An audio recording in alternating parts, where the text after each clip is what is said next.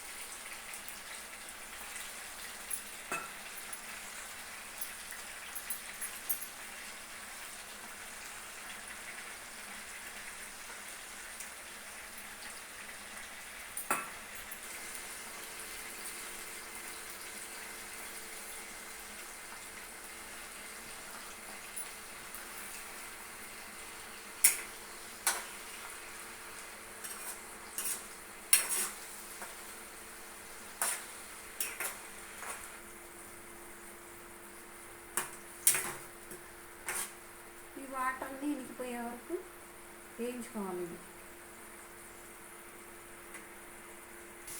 ఇవి బాగా వేగినవి రొయ్యలు తీసి వేరే ఒక గిన్నెలోకి తీసుకుందాం.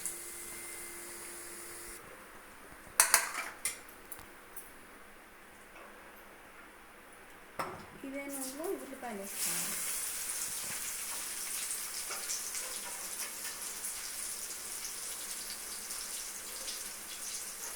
సన్నగా తరిగిన ఉల్లిపాయలు బాగా వేగుతాయి, సన్నగా తరిగిన వేసి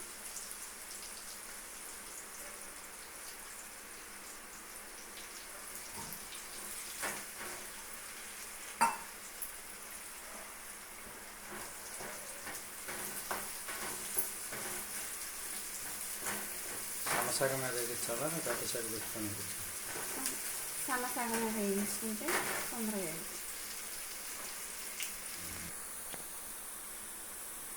ఇవి ఉల్లిపాయలు ఎర్రగా ఇలా వేగినవి.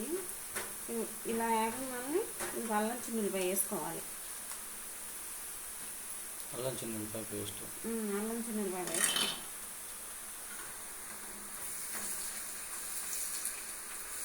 కొత్త అల్లం చిన్నులపాయ మసాలా, కొత్త అల్లం చిన్నులపాయ పేస్ట్.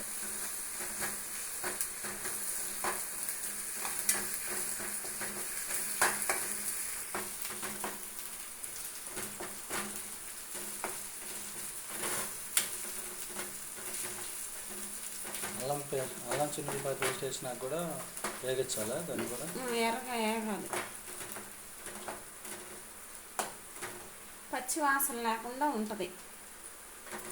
2-3 రోజులు నిల్వ ఉండాలన్నా ఉండిద్ది. 2-3 రోజులు నిల్వ ఉంటుందా ఫ్రై? ఉండిద్ది. ఇలా వేగినవి ఇట్లా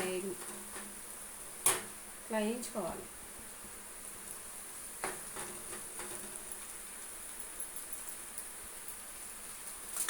ఇందులో ఇవన్నీ వేగిన తర్వాత అల్లం చిన్నులపాయ కూడా వేగినాక అప్పుడు పచ్చిమిరకాయలు వేయించుకోవాలి. నా దగ్గర ఇప్పుడు ప్రస్తుతానికి పచ్చిమిరకాయలు లేవు, అందుకని నేను వేసి తీసేది వేస్తాను.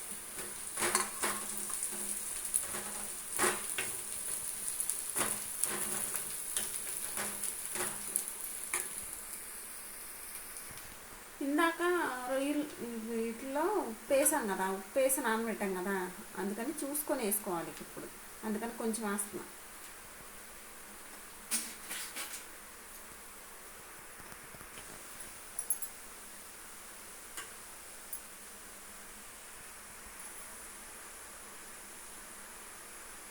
సరిపడా కారం,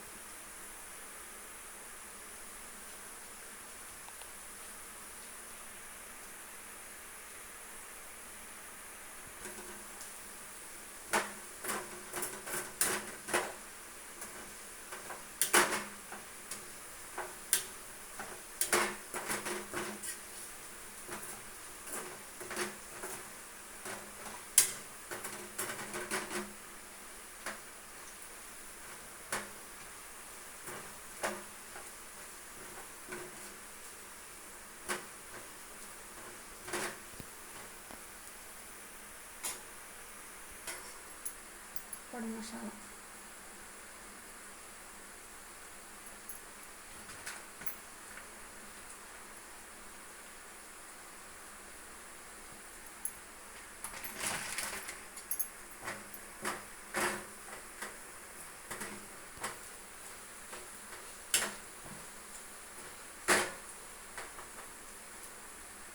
స్టవ్ ఆపేసేస్తాం. ఓకే,